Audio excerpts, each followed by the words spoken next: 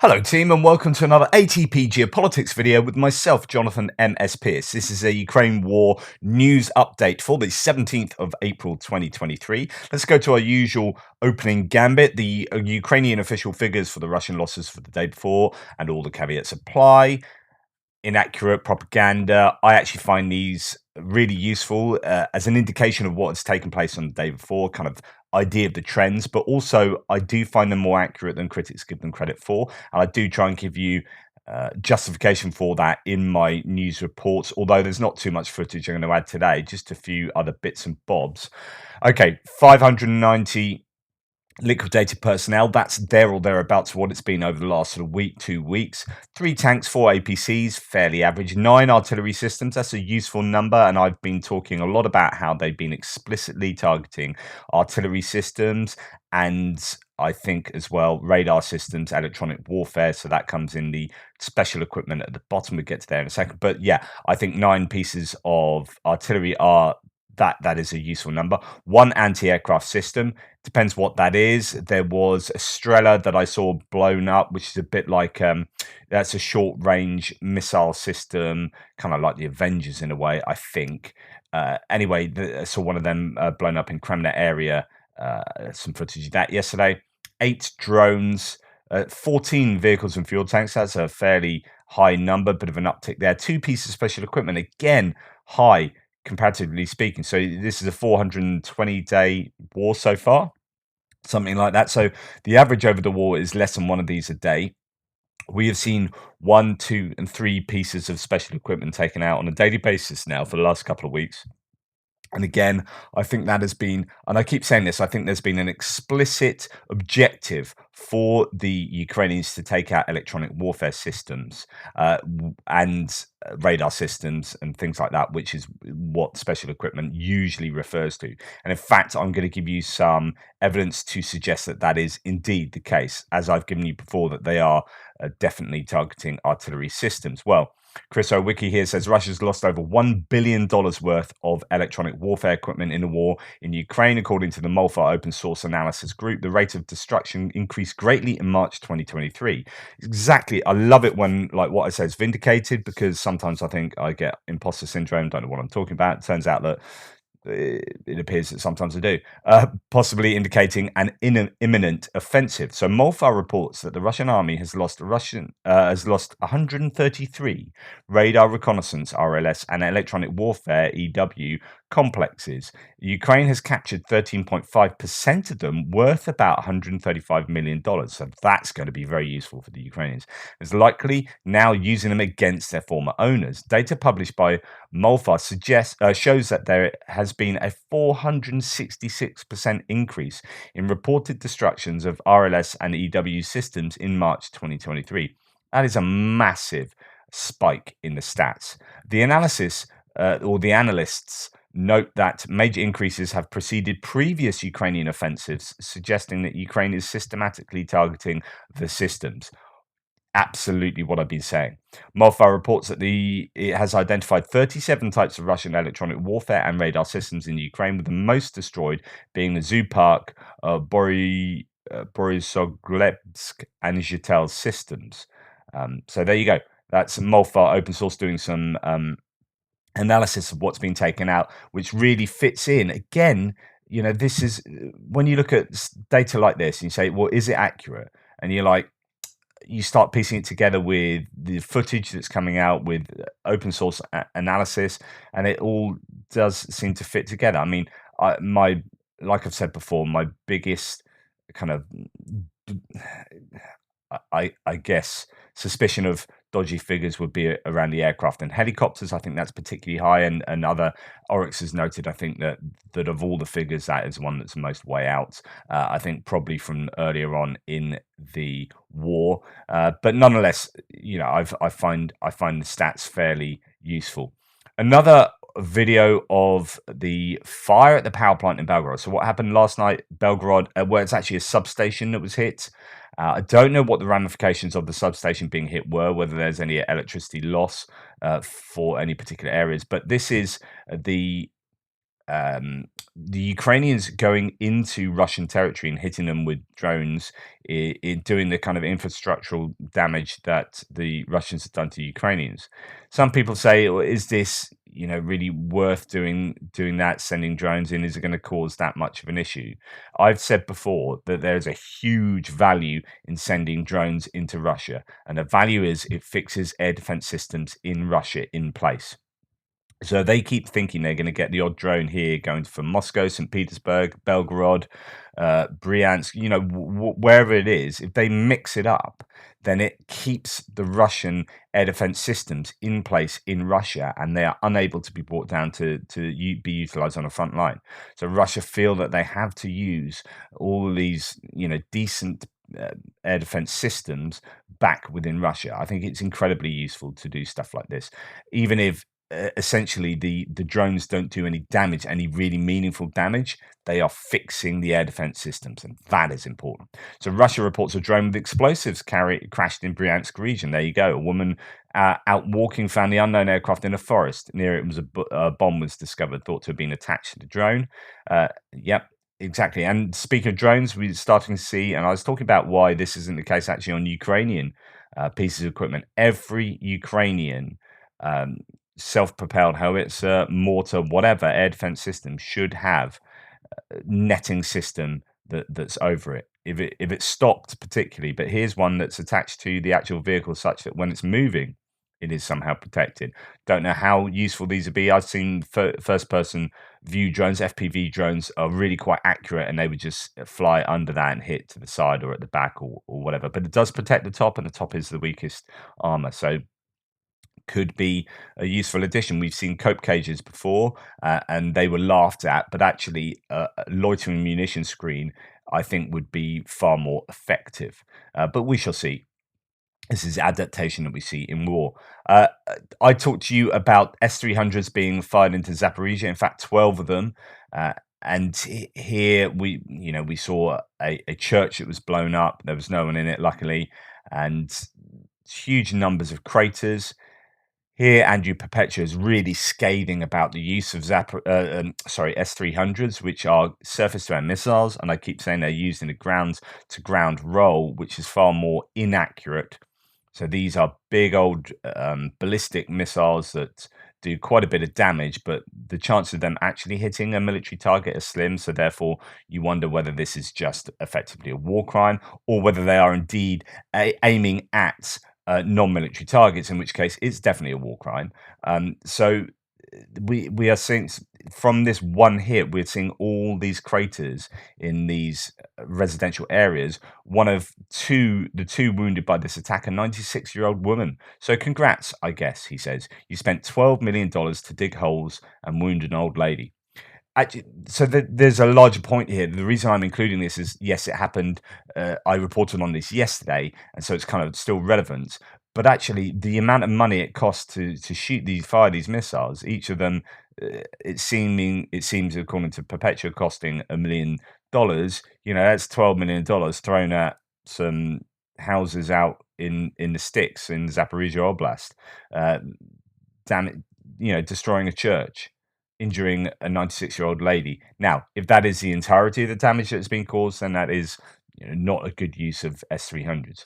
The issue is whether the Russians did hit something and you're not hearing about it because there's really tight OPSEC on when Russians actually target military objectives, and if they do indeed hit them, you won't hear about them. So, but anyway, on a face value, what Andrew Perpetua says is absolutely right there.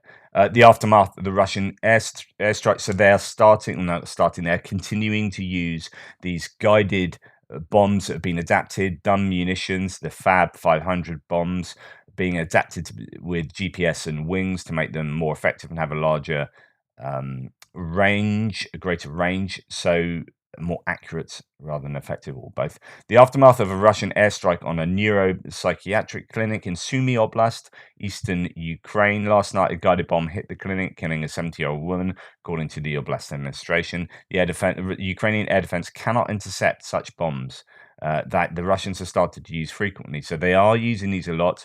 Whether they are successfully, again, the same point, whether they are successfully hitting some military targets, I'm not sure, but here the claim is that they've hit a neuropsychiatric clinic and done quite substantial damage to it. Right, moving on to a couple of odds and sods, really, bits and pieces. Well, one. Um, YouTube may be breaking sanctions, reports The Times, after finding videos promoting the Wagner mercenary group.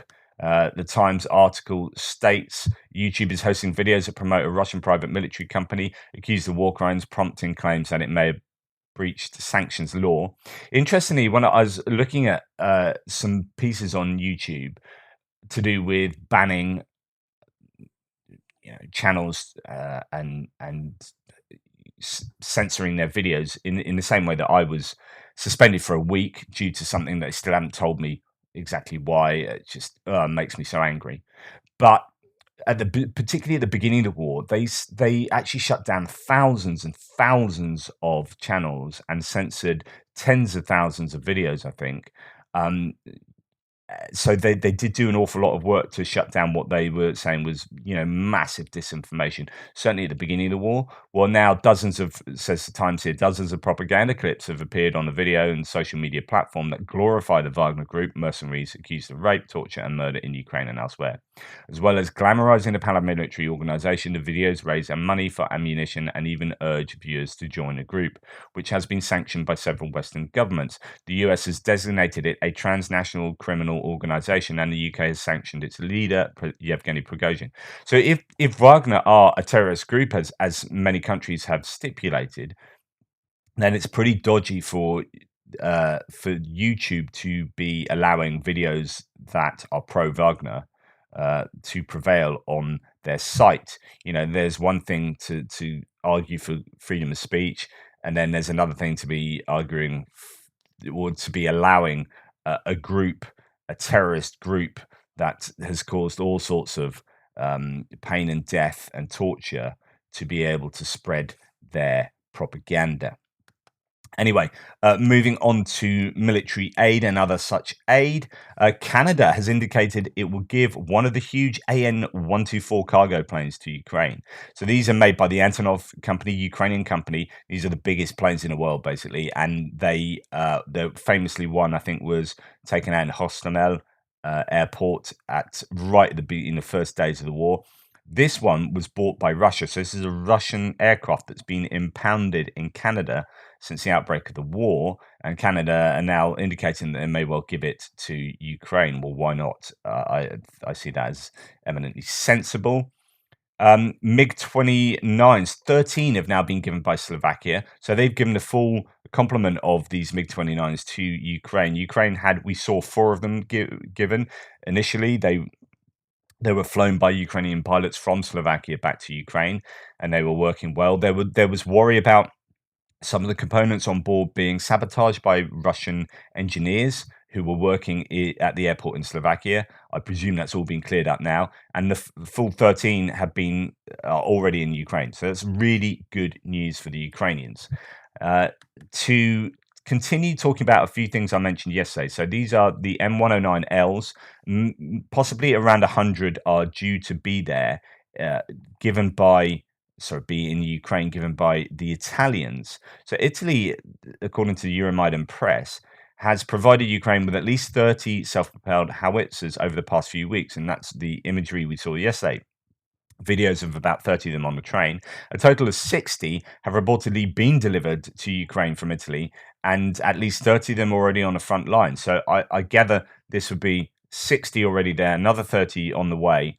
So that makes around 100, it's 90 odd. If that's a correct way to interpret those figures. But 30 of them on the front line, 30 of them, it would seem, are behind the lines, being readied and whatnot.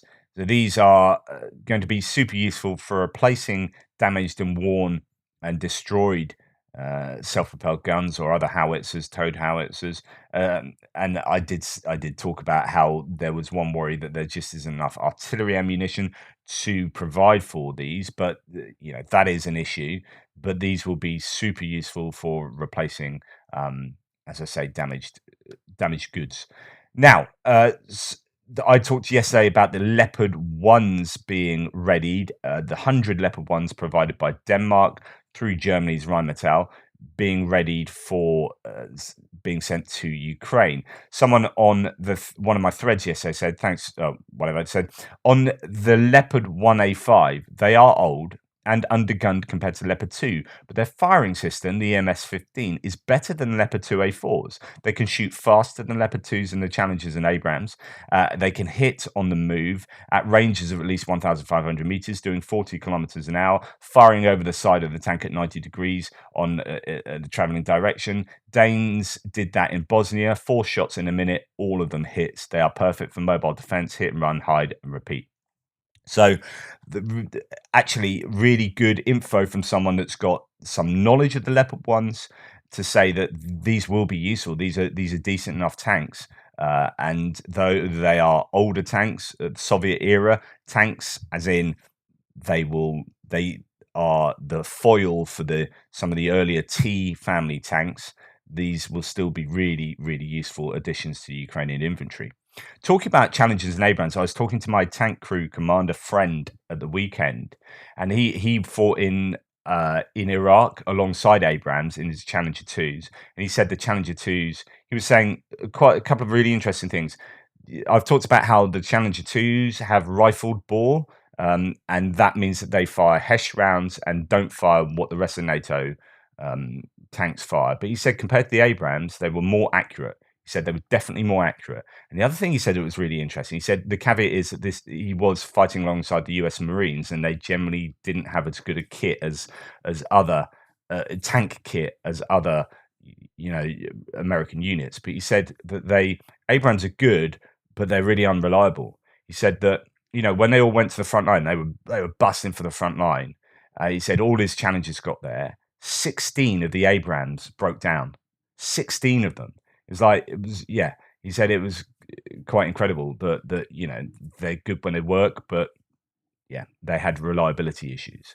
So, and he had loads to say. It's really interesting talking to him about, I was talking about the fire control systems on the Challenger 2s being first generation. He said, yeah, but they'll still be good. I think they are going to be stripping back some of the best equipment on some of the Challenger 2s and putting in like suspension and stuff that's older, and keeping the good stuff back in the UK. I guess that's kind of natural. They're not going to give the very, very best versions of the Challengers that they could, but he said he was like singing the praises of the Challenger 2, for sure. Anyway, moving on. There's more stuff to say on that at a later date. So, okay. I showed you imagery of a load of soldiers, Ukrainian soldiers, I also played the music as well, which is nice. Yeah, and someone's saying, "Oh, it's too green." This is probably from a long time ago. Apparently not, according to most people. And I was saying, "Look, my son played rugby at the weekend on grass lusher than that. This is footage that has only just come out. Apparently, it's the 118th Mechanized Brigade marching through a field somewhere in a training ground in the rear.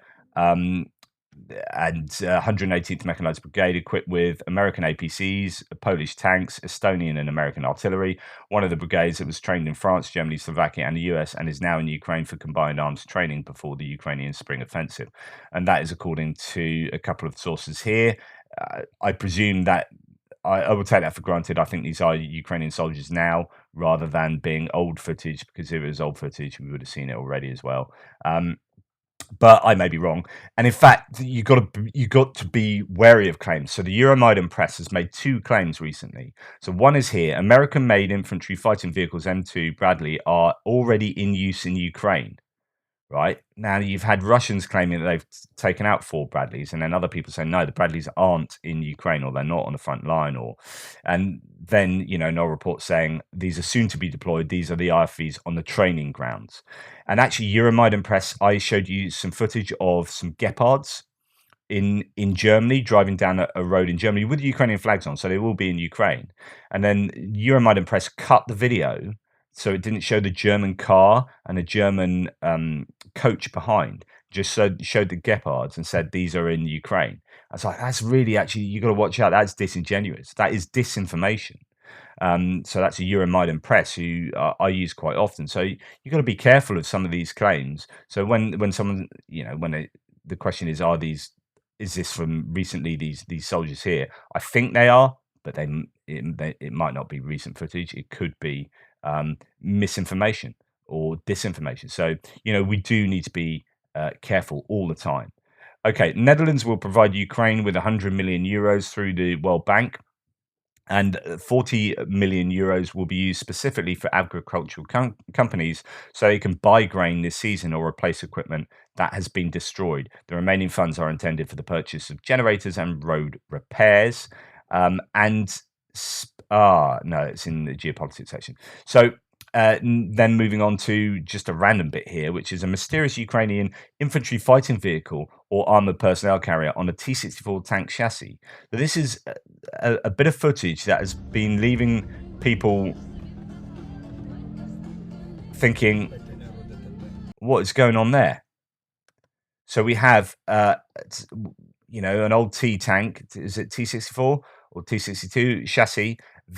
This whole thing is absolutely covered in ERA, which is explosive reactive armor. Just incredible there, and that's what it looks like in another picture, but no one quite knows what it is. Yeah, T-64 tank chassis. Is it just been turned into an APC? An IFV, an infantry fighting vehicle, could well have been. But there you go. I showed you a T-62 yesterday. It was turned into an armored engineering vehicle. So maybe the turret had been damaged. So instead they whacked on a crane. So that'll be there will be some of these older tanks, some of these captured tanks will be turned into armored engineering vehicles for sure. Now, speaking of the Russians, and again, is this definitely the case? Question this, be skeptical, but it could be imagery of another echelon of T-55 tanks heading to the front line. So the Russians really sort of bringing out their old equipment, and if that is true, then it is suggestive of the fact that they are really, really struggling for equipment. Right, geopolitical stuff now. So the US, Great Britain, France, Canada, and Japan have agreed to form an alliance to oust the Russian Federation from the world nuclear fuel market. Very interesting. A kind of bullying Russia in a good way out of the world nuclear fuel market, because we talked previously about how they still have a really strong hold over nations such as Hungary that rely on the nuclear fuel from Russia, but also from the Russians. They build nuclear power stations and they run them, and so it's not like oil or gas where you say, right, you provided us with oil and gas over the last 5 years, but we're going to turn the switch off now. We don't want oil and gas from you. We're going to get it from somewhere else. Nuclear power stations are a different kettle of fish. So if the Russians have built and are running a nuclear power station, you can't just go, right, you're not going to do that anymore. We're going to get someone else to run it, because they won't know how to run it, and it's a very dangerous thing. If you mismanage a nuclear power station, that you're in trouble. And they also, are providing enriched fuel and so on and so forth. There are very precise things that the Russians do that not many other people do around the world. So you can't just say, I'm going to not get your oil from you, I'm going to get my oil from them. Nuclear industry is wholly different. But if these nations, US, Great Britain, France, Canada, Japan, are going to get together and provide a really viable alternative to what Russia provide, then perhaps it could be a case that actually this conglomeration could go to Hungary and say, right, we sanctioned them. That sanction is going to include Rosatom, their nuclear power provider. You can't use them now because they're sanctioned, but here is an alternative that is really viable. But correct me if I'm wrong. You might know more about that than I do. The United States is negotiating possible mechanisms that will allow the transfer of Russian assets for the restoration of Ukraine. This is reported by CNN with reference to the statement of US Treasury Secretary Janet Yellen. This will be really great if they can I mean, this is something that in the UK we are not doing because apparently it's just legally quite uh, problematic. It's a lot more difficult to say, right, we're going to freeze these Russian assets and then we're going to transfer them and send that money or sell them or do something with them, and that money will go to Ukraine. There's so many legal um, traps there that could come back and bite you. So I think in the UK we're just kind of frozen a load of assets. We're not quite sure what to do with them. The US has said no, we're going to take these frozen assets and we're going to transfer them somehow to Ukraine. Uh, you know, make them to transfer them into liquid money and get that to Ukraine, or give the assets directly to Ukraine, or whatever. So they're really going forward with that at a greater rate than pace than say we are in the UK. Now, speaking of Yellen, so this is CNN talking to her, asking whether sanctions have indeed been successful. So I'm going to play this because I think it'll be useful. So we've had two objectives from the outset. One is to deprive Russia of revenue, as you noted, and the second is to deny him access to the equipment that he needs to provision his military adequately to conduct this brutal war. On the revenue side, our price caps that we've put in place on Russian oil have lowered the revenues that Putin is receiving by roughly 40% over the last year. He expected to have budget surpluses. He now has very large budget deficits. In terms of equipment, we know that we've had great success in depriving him of the equipment that he needs to conduct this war. This is due to our export controls, and importantly, it's not just the United States acting alone. It's that we have a strong coalition, partners who are working together to put in place sanctions, export controls, and working jointly on enforcement. He lost over 9,000 pieces of heavy equipment on the battlefield, and we see the Russians struggling to replace this. So we see on the battlefield, Russia is now forced to resort to Iran and North Korea to try to supply his military, and we continue to take steps to make sure that evasion of our sanctions isn't possible.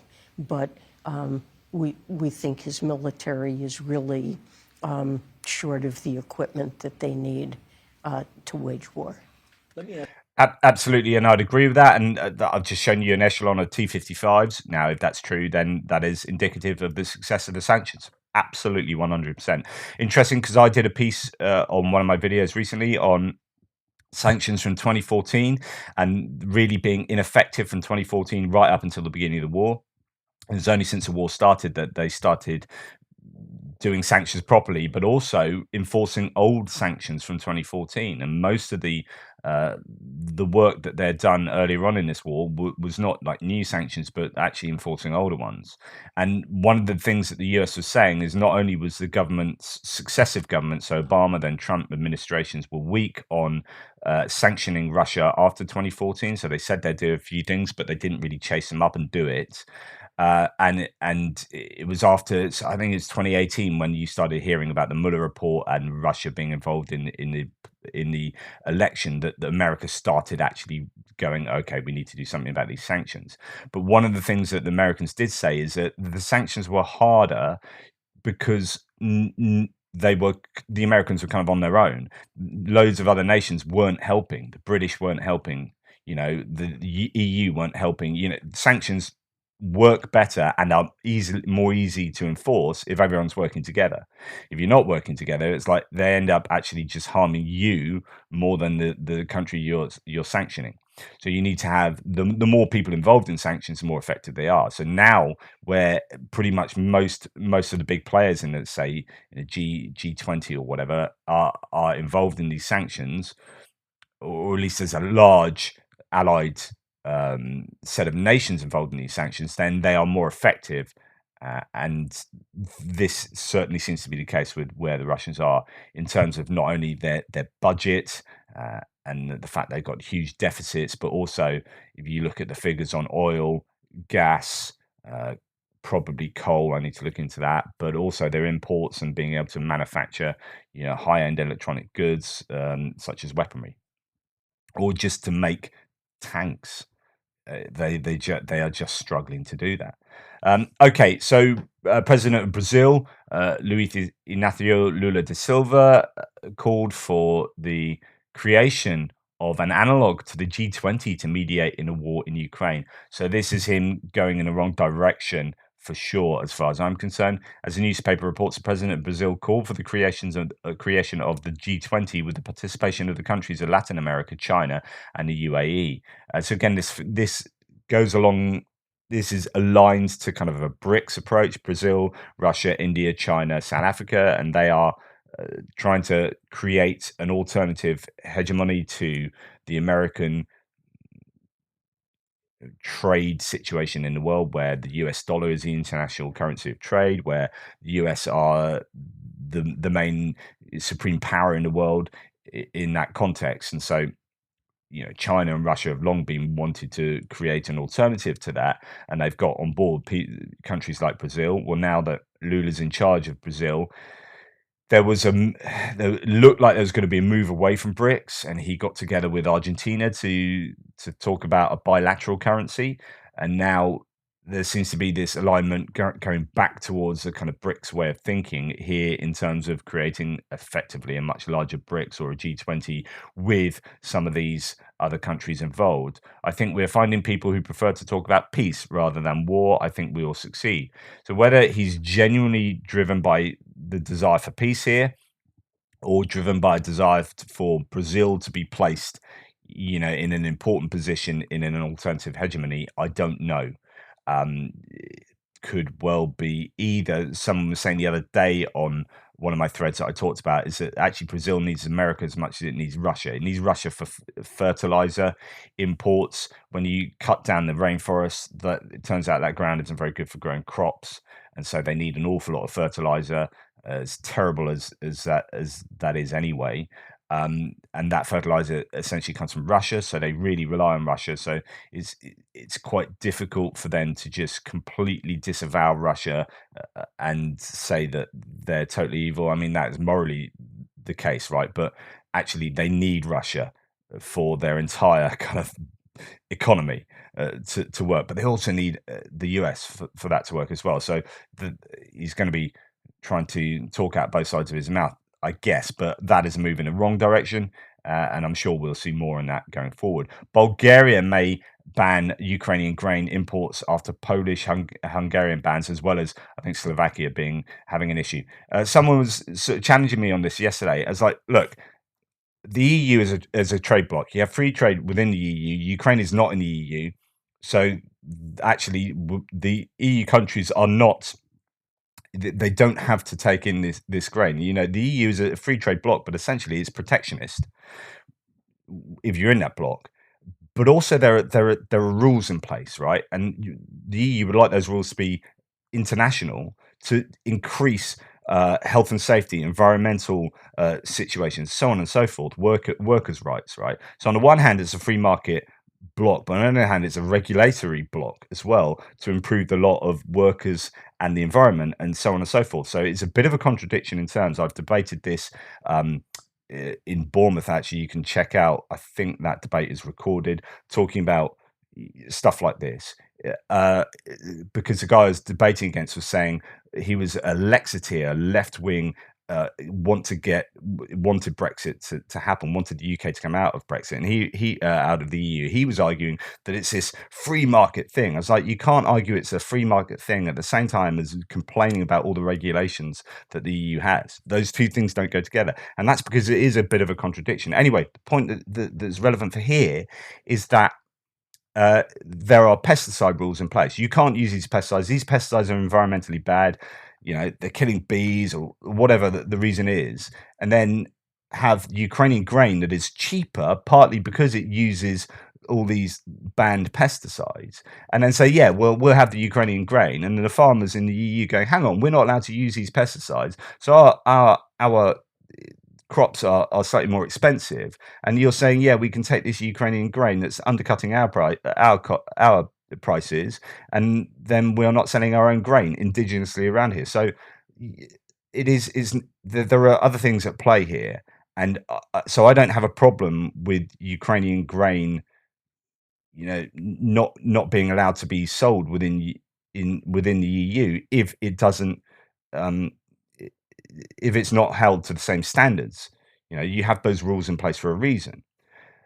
Now, we still need to support Ukrainian grain being sold worldwide outside of these regulatory blocks, and it's really important that Ukrainian grain does get to the destinations it traditionally has got to.